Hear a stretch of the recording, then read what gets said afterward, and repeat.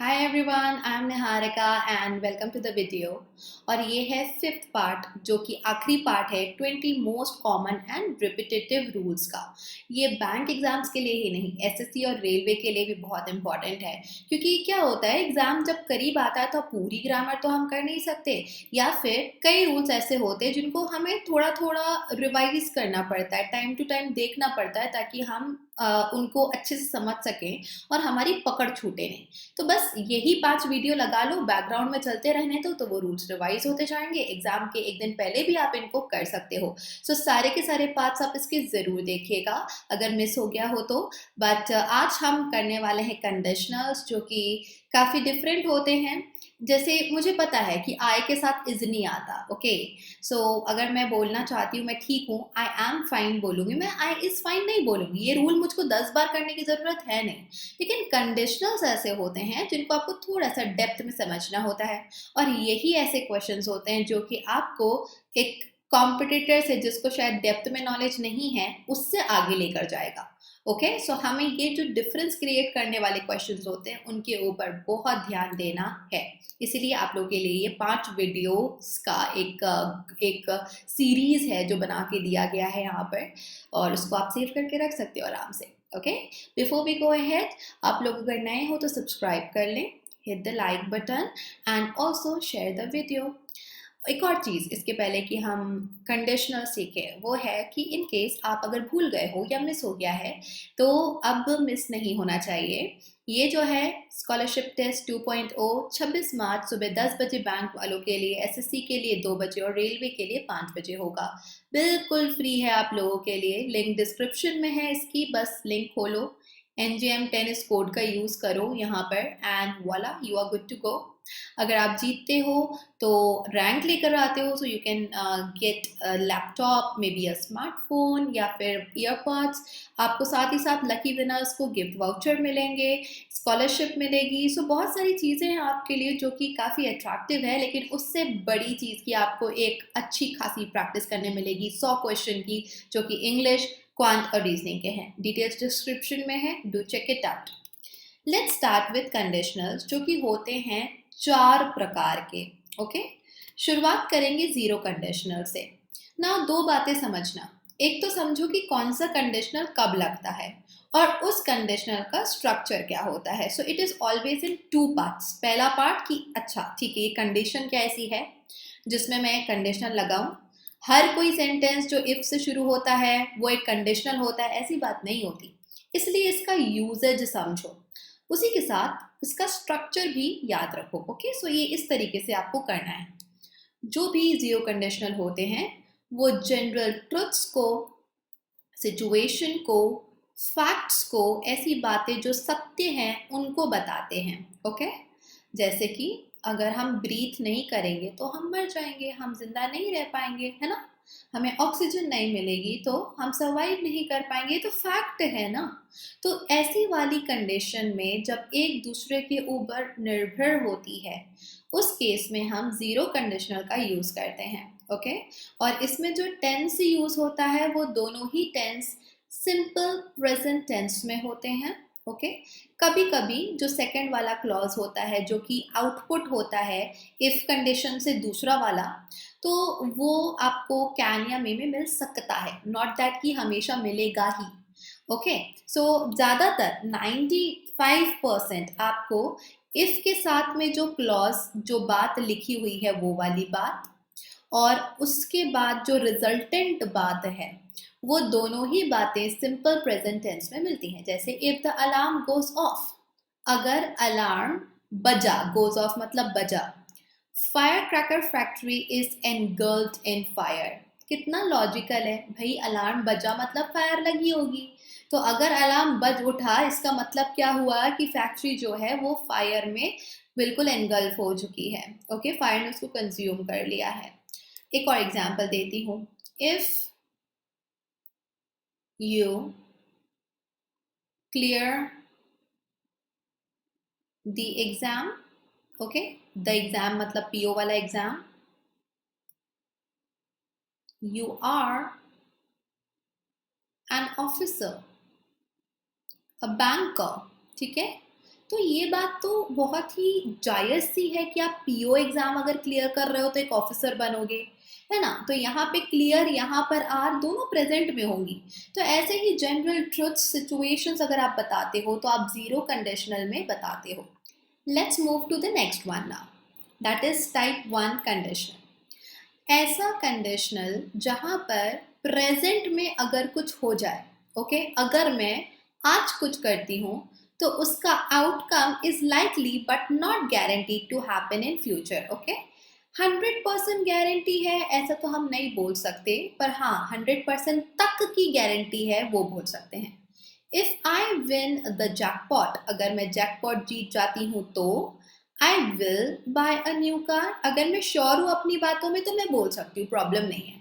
I would buy a new car, I may buy a new car, यहाँ पे सब आ सकता है।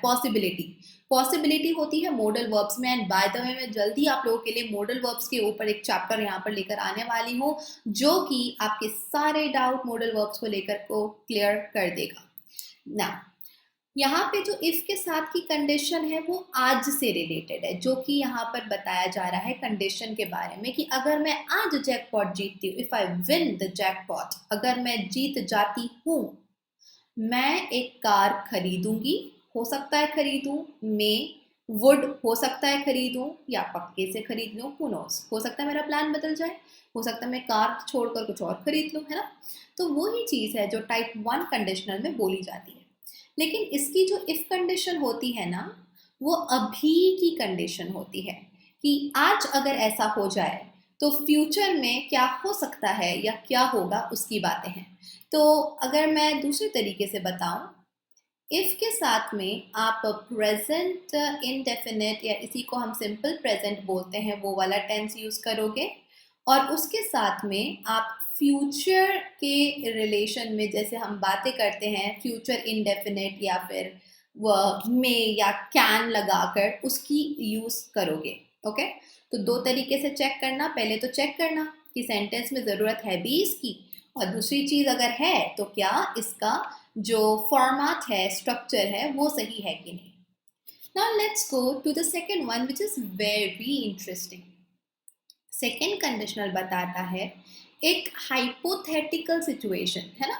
सपोज विन करने की बात, चांसेस थे मेरे कि मैं जीत जाती थी जैकपॉट, है ना, लेकिन हाइपोथेटिकल क्या हुआ कि वो मेरे ख्यालों में है, ओके, एंड उसका रिजल्ट भी ख्यालों में ही होगा। इन सच केस हम क्या करते हैं, वुड का यूज करना प्रेफर करते हैं, ओके।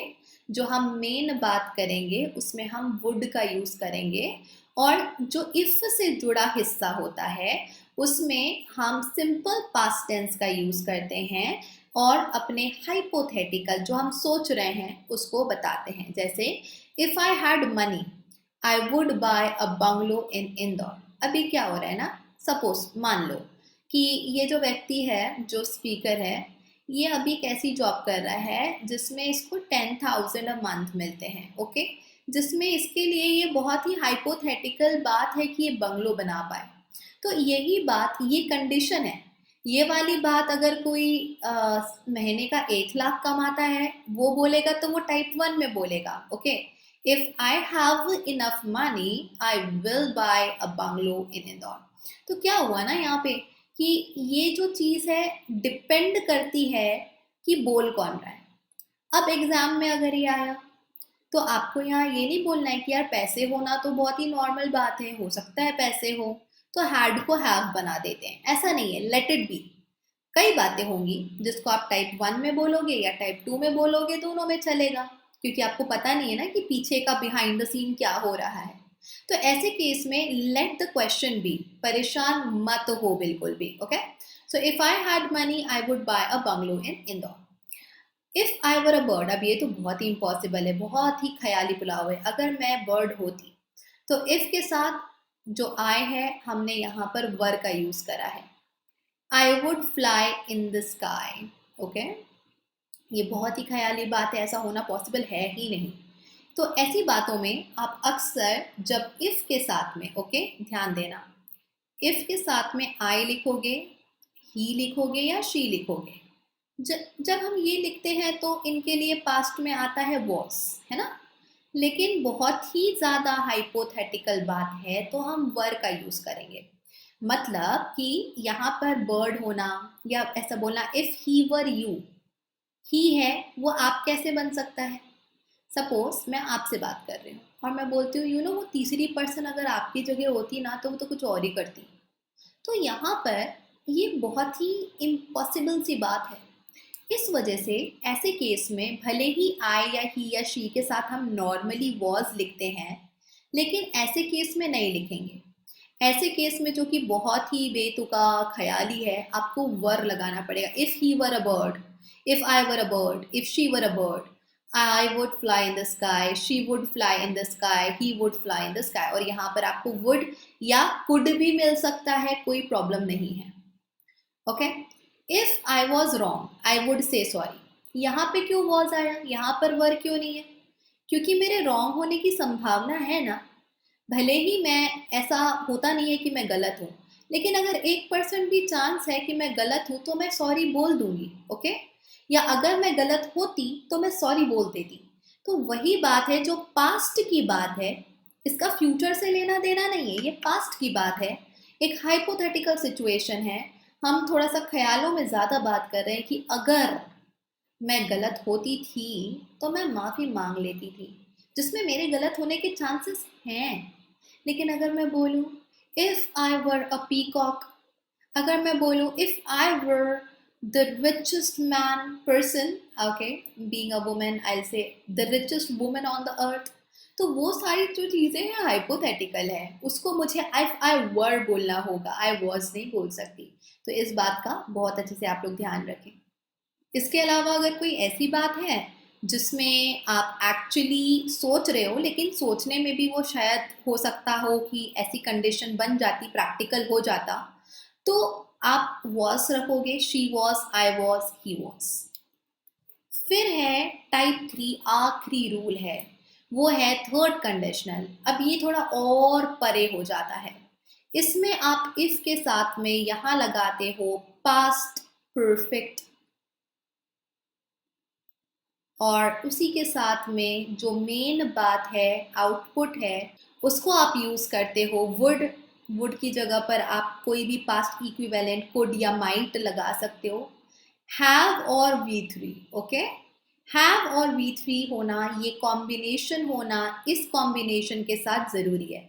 लेकिन इनमें कौन सी बातें आती हैं, लेट्स अंडरस्टैंड। जब भी हम ऐसी बातें कोशिश करते हैं एक्सप्लेन करने के लिए जिसमें कि अगर पास्ट में वैसा हुआ होता तो आज तो हम कहीं और होते, वो वाला कॉन्टेक्स्ट होता है, तब हम टाइप 3 का यूज़ करते हैं। ओके, तो अगर मैं बोलती हूँ if we had known you were sick, अभी नहीं पता वो इंसान बीमारी से उठकर अच्छा हो गया, एक दिन हमें रास्ते में मिला, बोला यार तुम मुझे देखने नहीं आए, मैं कितना बीमार था। तो ये वाली पूरी सिचुएशन की, हम उससे मिलने जाते थे, मिलते थे, एनकरेज करते थे, उसको फ्रूट्स देकर आते थे, ये सब अब खत्म हो गया, अब चांस नहीं है उस चीज़ को सुधारने का। तो वो वाली चीज़ें जो पास्ट में होकर ख़त्म हो गई, लेकिन अब आप बदल नहीं सकते, अब आपका फ्यूचर कुछ और ही है, प्रेजेंट कुछ और ही है, तो वो बातों को आप टाइप 3 में बोलते हो। If we had known you were sick, अगर हमें पता होता कि आप बीमार थे, we would have visited you in the hospital, हम आते ही थे आपसे मिलने, हमारा आना तो होता ही था। तो ये वाली बात जो है, सिक होना और विजिट करना, दोनों ही बातें आप बहुत ही ओल्ड स्टोरी हो चुकी है। ना केवल इसकी इफ के साथ वाली बात पुरानी है, पास्ट की है, इसका जो आउटकम है वो भी पास्ट में ही हो पाता था, अब तो होने से रहा। ओके, या अभी आप विश करो वो भी होने से रही, हो ही नहीं सकता। तो ऐसी वाली बातों में आप टाइप 3 का यूज करते हो। तो यस, ये आपके रूल्स थे, यहाँ पर रूल्स आपके कंप्लीट होते हैं। और ऐसे ही इंग्लिश आपको अगर सीखनी है तो आप अनअकैडमी का सब्सक्रिप्शन ले सकते हो। आइकॉनिक वाले फीचर में आपको प्रायोरिटी मिलती है डाउट्स क्लियर करने के लिए, और नॉर्मली भी ऐसा कोई नुकसान नहीं है। नॉर्मल सब्सक्रिप्शन में सारे सब्जेक्ट्स आपके लिए ओपन होंगे। NJM 10 इस कोड का यूज़ करना है और डिस्क्रिप्शन में लिंक जो है सब्सक्रिप्शन के लिए उसको फॉलो करनी है। ओके, इसमें आपको कोई भी ऑफलाइन कोचिंग से काफ़ी कम कॉस्ट पर सारे सब्जेक्ट्स पढ़ने को मिलते हैं, प्रीलिम्स, मेंस, और अब तो बहुत सारे नए फीचर है जिसमें आप आपके टीचर से बात कर सकते हो, कनेक्ट कर सकते हो, प्रैक्टिस सेट्स है, मॉक टेस्ट है, और जिससे आपकी ट्यूनिंग फाइन है उसके साथ आप पढ़ सकते हो, अपने फ्रेंड्स का ग्रुप बनाकर पढ़ सकते हो। कितनी सारी चीज़ें हैं, यू कैन जस्ट कस्टमाइज कि आपको क्या नीड है and go ahead and crack that bank exam जिसको आप बहुत समय से टारगेट कर रहे हो। ठीक है, मेरे कोर्सेज 1 PM और 3 PM पर होते हैं। एक नया कोर्स है मेरा जो 30 तारीख से शुरू हो रहा है, 30 मार्च। इसमें हम पूरे ग्रामर करने वाले हैं। एंड 23 मार्च से एक कोर्स है जिसमें आपको मिल रहा है मॉक टेस्ट RBI के लिए, 3 PM इसका टाइम है।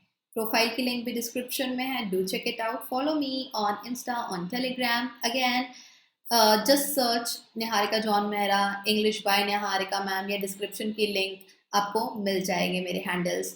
Take care all of you. All the best once again for your preparation. Take care. Bye-bye.